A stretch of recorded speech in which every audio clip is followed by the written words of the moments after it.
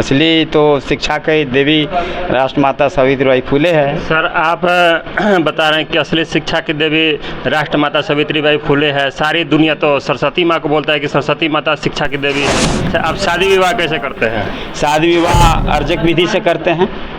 उसमें पंडित लोग आते हैं कि नहीं? नहीं, पंडित लोग की कोई आवश्यकता नहीं है। अर्जक विवाह में जो वहाँ बराती और सराती उपस्थित हैं, चाहे औरत हो चाहे मर्द हो, कोई भी शादी करा देता है एकदम। अगर स्वर्ग होता तो ज़रूर पता हो जाता, इसलिए स्वर्ग है ही नहीं, यह तो एक ठगने की प्रक्रिया है।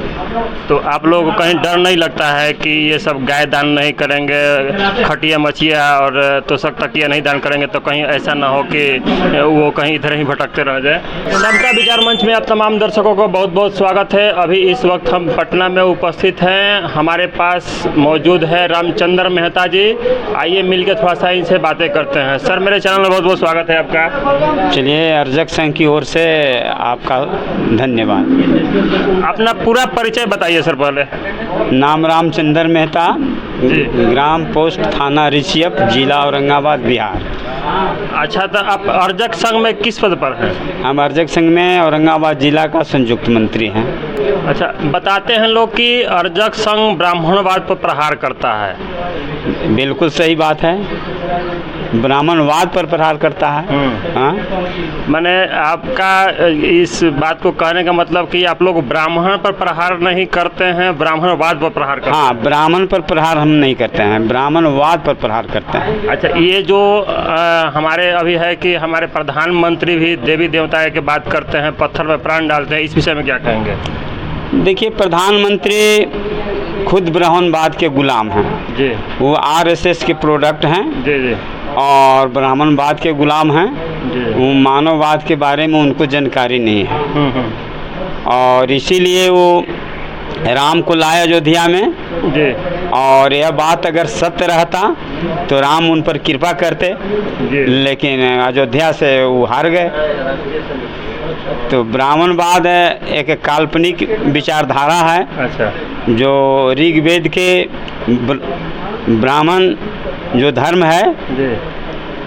उससे वो निकली हुई विचारधारा है। हाँ हाँ। और ब्राह्मणवाद में कुछ है नहीं। अच्छा, ये कहाँ तक सत्य है कि लोग पत्थर में प्राण डाल देते हैं? देखिए, प्राण पत्थर में नहीं डाला जा सकता है।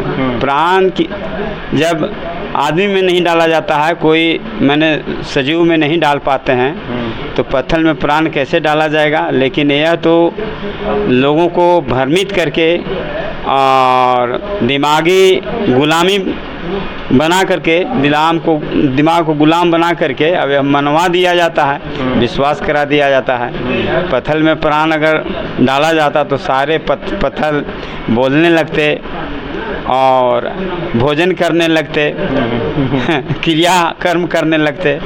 यह बिल्कुल गलत बात है। अच्छा, आप पूजा पाठ करते हैं कि नहीं सर? जी नहीं, मैं और मेरे घर में कोई परिवार पूजा पाठ नहीं करता है। तो आपके घर का कल्याण कैसे होता है? लक्ष्मी जी का पूजा जब तक आप नहीं कीजिएगा तो लक्ष्मी जी कहाँ से कैसे आएगी? मेरे के यहाँ सब कुछ ठीक है। जब मैं ब्राह्मणवाद में था, आज के 30-40 वर्ष पहले मैं ईश्वरवाद में विश्वास करता था। उस समय काफ़ी गरीबी थी और शिक्षा मेरे घर में नहीं था, लेकिन आज संपन्नता भी आ गई है और सारे बाल बच्चे शिक्षित होकर के बहुत अच्छे मुकाम पर पहुंच गए हैं। तो शिक्षा को आगे बढ़ाने में जरूर सरस्वती माँ का हाथ होगा? नहीं, शिक्षा को आगे बढ़ाने में राष्ट्रमाता सावित्रीबाई फुले का हाथ है, क्योंकि उसने ही 1840 में शिक्षा के लिए आंदोलन की शुरुआत की और 48 में अंग्रेज सरकार को कानून बनाना पड़ा कि भारत में सभी लोगों को शिक्षा दी जाएगी और शिक्षा का दरवाज़ा खुला। उसी समय से शिक्षा का प्रसार शुरू हुआ और आज सभी लोग पढ़े लिखे। तो असली तो शिक्षा की देवी राष्ट्रमाता सावित्रीबाई फुले है। सर, आप बता रहे हैं कि असली शिक्षा की देवी राष्ट्रमाता सावित्रीबाई फुले है। सारी दुनिया तो सरस्वती माँ को बोलता है कि सरस्वती माता शिक्षा की देवी है।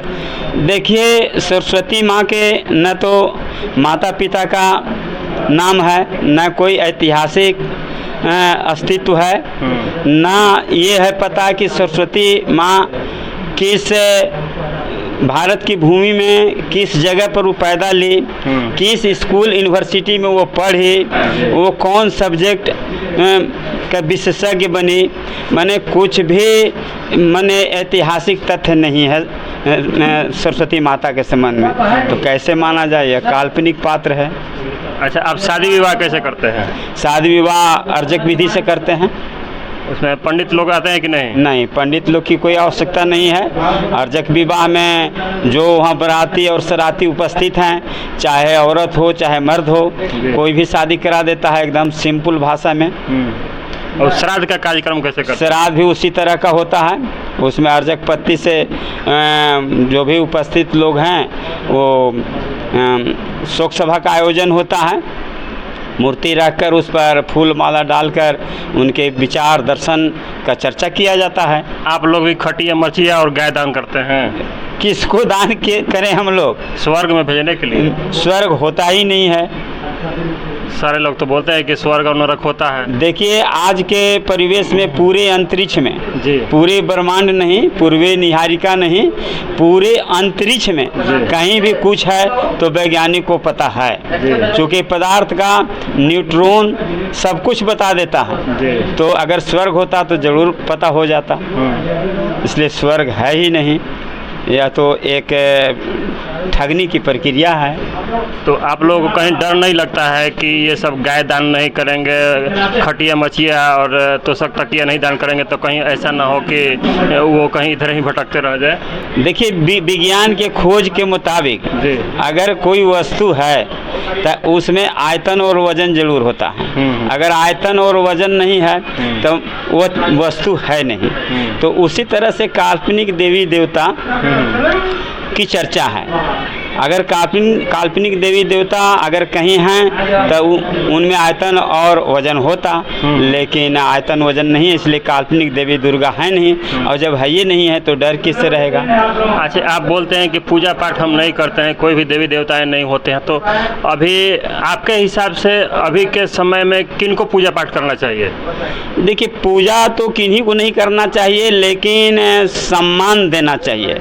हमारे वे सारे पूर्वज जो हमारे लिए कुछ करके गए हैं, जिनके खून पसीना के बहाने से, खून पसीना सुखाने से हमें आज़ादी मिली है, हमारा जीवन सुखमय बना है, तो उनको मूर्ति रखकर फूल माला चढ़ाकर सम्मान करना चाहिए, आदर करना चाहिए। हाँ, अभी आप लोगों ने इन सर से बातें को सुना, इनका विचार कैसा लगा? अगर इनके विचार से आप लोग भी सहमत हैं तो हमारे चैनल को सब्सक्राइब कीजिए, लाइक कीजिए, कमेंट कीजिए और हमारे वीडियो को ज़्यादा से ज़्यादा शेयर कीजिए। धन्यवाद।